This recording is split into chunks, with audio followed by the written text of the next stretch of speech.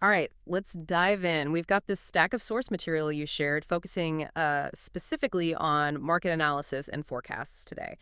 Now, the topic might seem really, really precise. At first, we're talking the global market for vitamin B2. But, don't let that fool you. These numbers, they actually paint a pretty compelling picture about global trends, economic shifts, and where demand's really heating up around the world. So our mission here is to unpack these figures you've given us, look closely at the growth patterns projected for like the next decade or so, and really try to understand what these market dynamics reveal about, well, broader movements. Okay, sounds good. Let's start with that big picture, the global view based on that cognitive market research source. What's really striking is just the clear upward trend. So the global vitamin B2 market, it was valued at $1,163.93 million back in 2021. The analysis sees it hitting $1,465 million, like next year, 2025. And then it projects a pretty big leap to $2,320.93 million by 2033. Yeah. And that growth, it translates to a global compound annual growth rate, the CAGR of 5.92% over that forecast period. For a market as specific as this, nearly doubling in, 12 years? That's quite notable. That kind of global growth, yeah, definitely makes you look twice. Let's try and unpack this a bit. How about we look at the major regions in the analysis? Maybe start with North America. What are the numbers showing there? Right. North America owns, so the market size there, it shows a solid base, steady growth. It generated $464.41 million in 2021. It's projected to climb to $571.35 million by 2025 and then reach $872.67 million by 2033. The regional CAGR for North America comes in at 5.437%. So a little below the global average, but, still healthy growth. Okay. And within North America itself, who are the main players, and are we seeing like different growth speeds there? Absolutely. And yeah, this is where the regional data gets interesting. The U.S. is pretty much the dominant force. It accounted for $317.19 million in 2021. Forecasted to hit $568.98 million by 2033. That's a CAGR of 5.02%. Canada is also significant, going from $108.21 million in 2021 up to $215.55 million by 2033. Its CAGR is actually slightly higher, 5.93%. Right. But the real standout, I think, in North America is Mexico. It starts from a smaller base, sure, $39.01 million in 2021. But it's projected to reach $88.14 million by 2033. And look at this CAGR, 7.12%, significantly higher. 7.12% for Mexico. That difference just within one continent is, yeah, quite striking. Mexico growing much faster than its bigger neighbors. Okay, let's move across the Atlantic.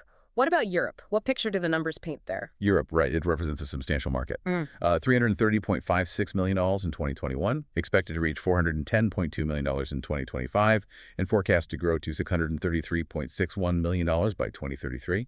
The regional CGR for Europe is 5.585%. So again, solid, consistent growth, but just a bit below that global rate. And within Europe, are we seeing those kinds of variations between countries like we saw in North America? We are, yeah.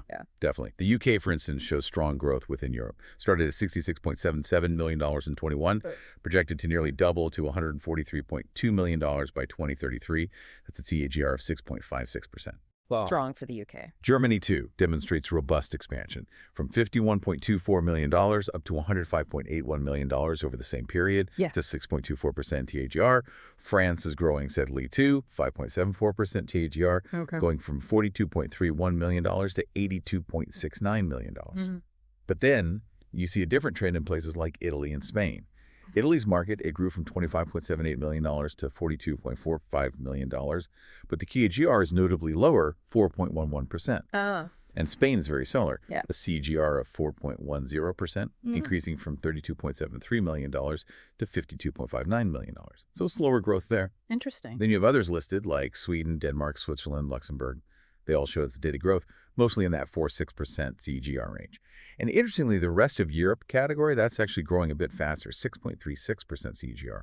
So yeah, within Europe, you've got these pockets of higher growth alongside countries expanding more slowly, relatively speaking. Right. So Europe seems like more of a mixed bag compared to maybe the more consistent, though varied strength in North America, especially with Mexico. Now, let's turn to Asia Pacific. The outline suggested some really impressive numbers there. Oh, absolutely. Yeah, Asia Pacific, according to this analysis, that's where we see the most dynamic growth, really stands out. The region's market revenue was $224.64 million in 2021, projected to hit $297.40 million in 2025, and then forecasted to surge, really, to $517.57 million by 2033. Wow. And crucially, the regional KGR for Asia-Pacific is a very strong 7.17%. That's the highest regional growth rate we've looked at so far. 7.17%. What's driving that kind of acceleration in APAC? Which countries are leading the charge? Well, the powerhouse, no surprise really, is China. Started from $82.22 million in 2021. It's projected to reach a massive $207.03 million by 2033. That's a strong CGR of 7.90%. Okay. But India shows even more rapid expansion. Its market is expected to rise from just $24.93 million in 2021, point up to $69.35 million by 2033. And look at this CGR, 8.89%. 8.89, that's huge. It is. It's the highest country-specific KGR listed in the entire analysis. Really remarkable growth expected there. Right. Japan is, of course, a large market, $47.62 million going to $91.09 million. But its KGR is more moderate, 5.54%, especially compared to China and India.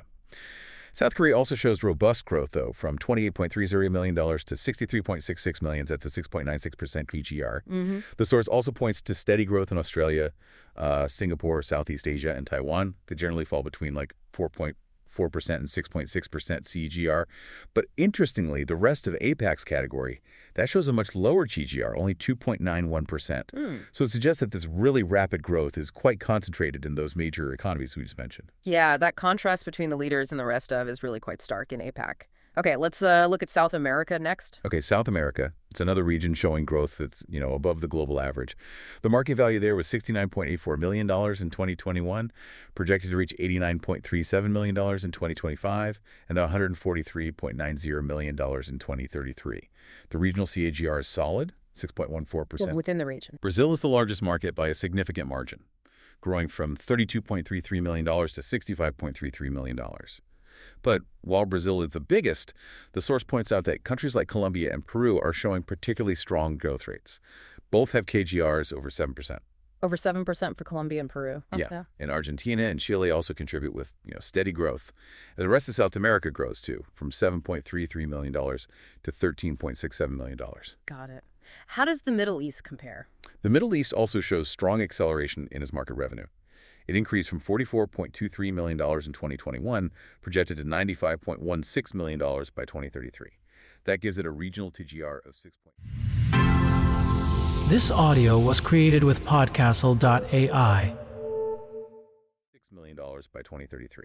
That gives it a regional TGR of 6.58%. Quite strong. And who's leading there? Saudi Arabia leads the region.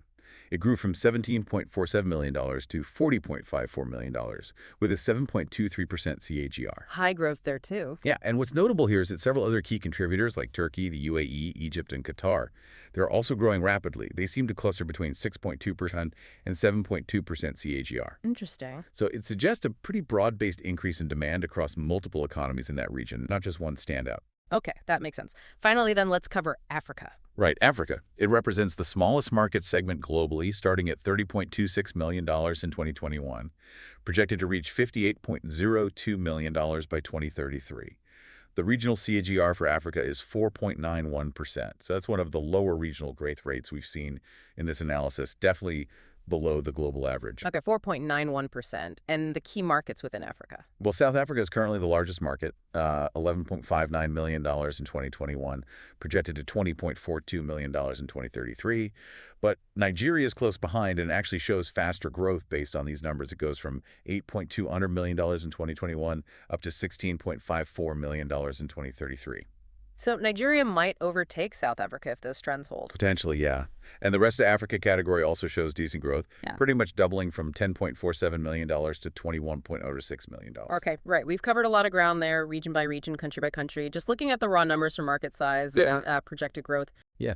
And what's truly fascinating, I think, when you look across all those figures, is just the significant diversity in the growth rates. It's quite varied. I mean, while the global market for vitamin B2 is clearly expanding, you see certain regions like Asia-Pacific and the Middle East, and then specific countries within various regions, India, China, Saudi Arabia, Mexico, Colombia, Peru, they're showing growth rates dramatically higher than the global average, and certainly higher than other established markets in, say, parts of North America and some countries in Europe. Right.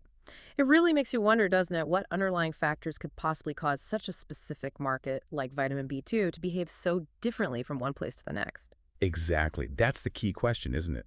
The data gives us the numbers, the trends. But the why, that's the deeper insight we need to think about. Why is demand accelerating so much faster in India than in, say, Italy or Mexico compared to the U.S.?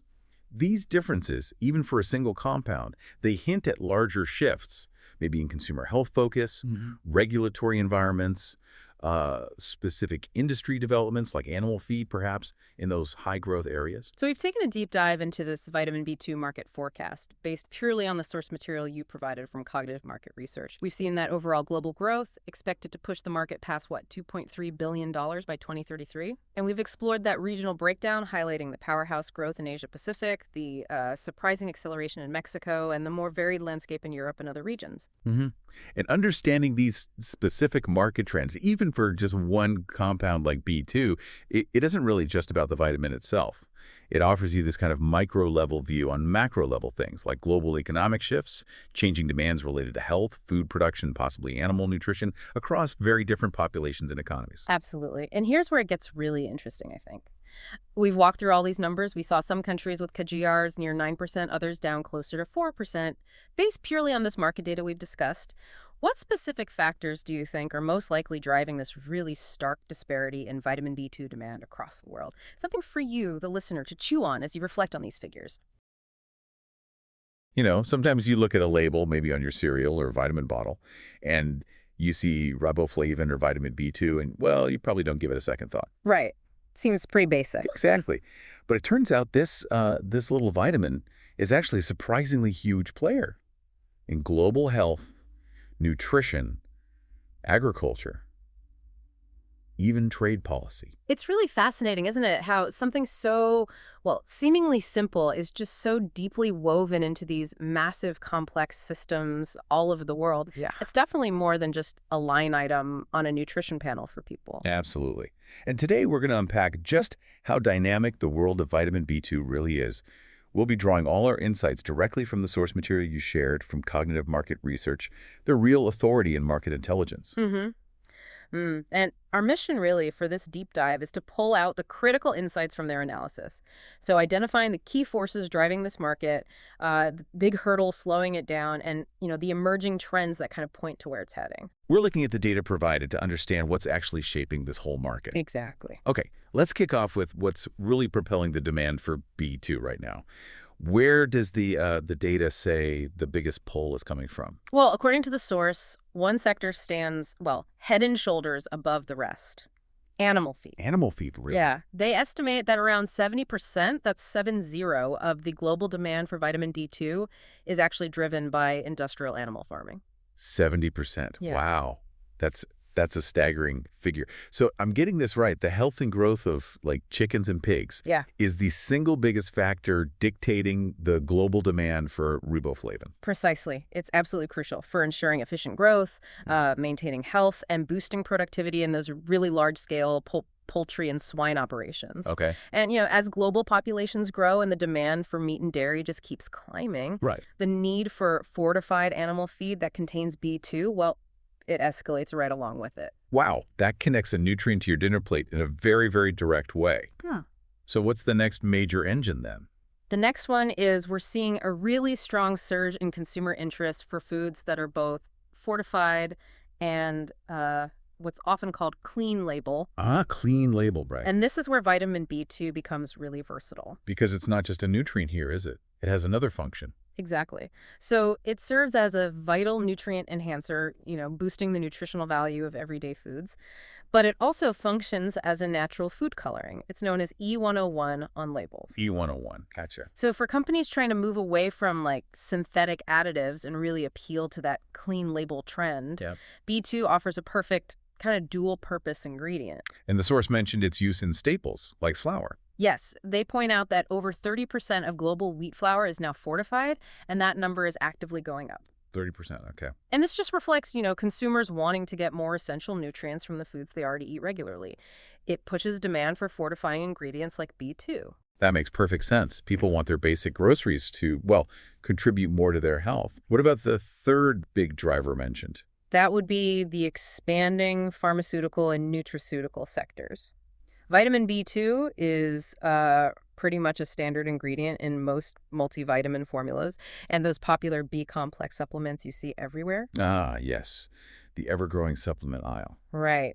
And with this sort of global push towards preventive healthcare, people taking vitamins and supplements to proactively manage their well-being, Hmm. this creates a really stable, long-term source of demand for riboflavin that isn't just tied to how much food people are eating. Okay, so the big picture on drivers is pretty clear then. Yeah. The B2 market is fundamentally tied to global food consumption, both animal and human, Right. and this increasing consumer focus on health and supplements. That seems like a powerful combination. It really is. But, okay, if demand is that strong, what are the speed bumps? What's holding this market back, according to the source material? Well, the most significant restraint they identify is the volatility, the fluctuation, really, in its raw material costs. How is vitamin B2 actually made? Is that where the vulnerability comes in? It's primarily produced through a process called microbial fermentation. Right. And this method relies heavily on agricultural inputs, things like glucose, corn steep liquor, which is basically a nutrient-rich byproduct from processing corn. Right. The challenge is the cost and the availability of these feedstocks are highly sensitive to global trade dynamics, unpredictable weather, fluctuations in crop yields, Yeah. all that stuff. So if there's a drought somewhere or maybe a change in trade policy affecting corn or sugar prices, it can directly make it more expensive to produce B2. Absolutely. And those sudden price swings can really squeeze the profit margins for manufacturers, Yeah. makes planning and pricing pretty difficult. Yeah, I can imagine. What's another major hurdle this source points to? Regulatory pressure, that's a constant factor. Any vitamin B2 that's going into food or pharmaceuticals has to meet incredibly strict purity and safety standards. These are set by bodies like the FDA in the US or Europe's EFSA. And meeting those standards. That sounds expensive and complicated. It is, yeah. Compliance requires, substantial ongoing investment in really rigorous quality control systems, validation processes. Mhm. The source notes this acts as a pretty significant barrier to entry. It makes it hard for smaller companies or maybe newcomers to compete effectively. Makes sense. Quality and safety have to be paramount, but yeah, they definitely come at a cost. And the final restraint mentioned in the material. That would be market maturity, particularly in established, developed regions. Think North America, Western Europe. Ah, okay, so places where they're already using a lot of vitamins and fortified foods. Exactly. These areas already have really high penetration rates for fortified foods and dietary supplements containing B2. So there's just less room for, explosive new growth there. Yeah, pretty much. The market's quite saturated in those places. So This audio was created with podcastle.ai. yeah, pretty much. The market's quite saturated in those places. So future significant demand growth really has to come from emerging economies, Right. which then, of course, makes the overall global market more susceptible to economic instability or shifting consumer habits in those specific regions. So the constraints really highlight the supply side sensitivity, vulnerable to farming shocks, costly regulations, and kind of uneven growth potential geographically. That gives a clear picture of the challenges. Okay, let's switch gears now and look ahead. What are the exciting trends? What's shaping the future of the vitamin B2 market, according to the research? Well, one of the most interesting positive trends, I think, is the exploration of therapeutic uses, moving beyond just, fixing nutritional deficiencies. Like what specifically? Is there an example? Yeah, high-dose vitamin B2. We're talking around 400 milligrams per day. It's gaining significant traction, significant attention as a potential preventative treatment for migraines. Migraines. Wow, that's fascinating. Is there solid backing for that? The source notes that this application is supported by clinical research, and it's increasingly being recommended by neurologists as part of migraine management. So if this becomes a more widely adopted medical application, it could really unlock a completely new, potentially large segment within the pharmaceutical market, specifically driven by this therapeutic use. That could fundamentally change a piece of the demand picture. Okay, what's another trend? There's also a very clear and accelerating shift towards more sustainable and environmentally friendly production methods across the industry. How does that actually work for something made through fermentation? What does that look like? Well, companies are investing in optimizing their fermentation processes, making them more efficient. They're exploring the use of non-GMO microbial strains and actively working to reduce water waste energy consumption in their facilities. So basically making the whole manufacturing process greener. Precisely. And the source points out that these green credentials, they're not just, ethical considerations anymore for businesses. They are increasingly becoming a strong competitive advantage as both consumers and corporate buyers prioritize sustainability more and more. Yeah, that tracks with broader market trends we're definitely seeing elsewhere. Okay, and the third key trend. That third one is the booming market for plant-based foods. Products like plant-based milks, yogurts, meat substitutes. They're experiencing explosive growth globally. Right, that sector is huge right now, and vitamin B2 is finding a place there. Absolutely.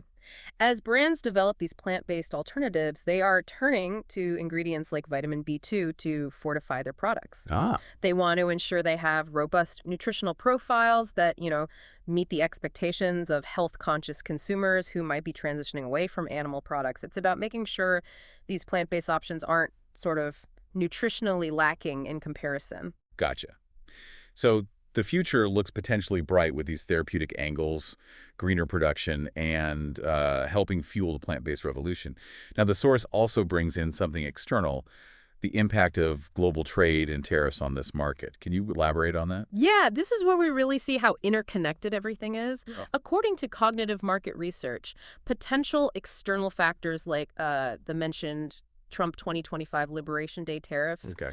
with proposed ranges from 10% up to maybe 46%, are reported as having significant ripple effects, particularly within pharmaceutical and related supply chains.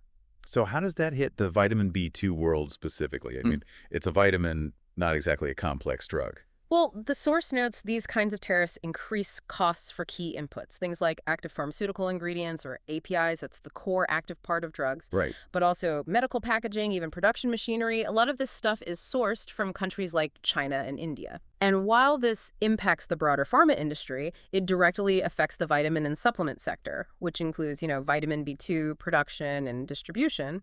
And who feels this pain most acutely, according to the research? Generic drug manufacturers are highlighted as especially vulnerable, mainly because of their heavy reliance on imported active ingredients. Okay. And the source gives a specific data point here stating that tariffs on items like bioproduction materials, so the specialized ingredients used in fermentation, and cold chain packaging have already led to cost increases of up to 25% for many companies. 25%. Wow, that's a massive jump in costs for essential materials. It is a huge jump.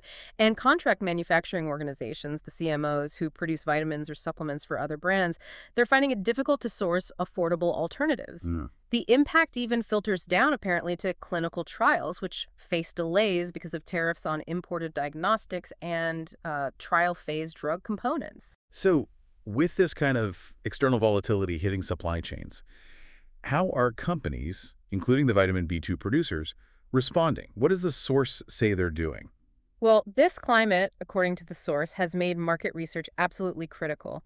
Companies are relying heavily on real-time data now To do what? to monitor supplier reliability, to actively search for alternative sourcing options, maybe outside affected tariff zones, and to optimize their production and distribution designs to try and build more resilience. Okay. They're fundamentally rethinking their global supply chains, really, to navigate this increasingly unpredictable environment. That's really fascinating. It shows that even a market for a nutrient like vitamin B2 isn't just about science or farming anymore.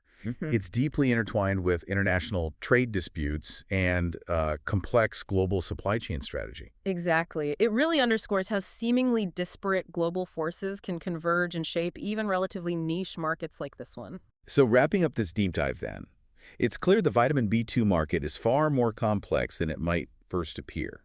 It's primarily fueled, as you said, by the massive needs of animal agriculture, significantly boosted by demand for fortified foods and that growing nutraceutical sector.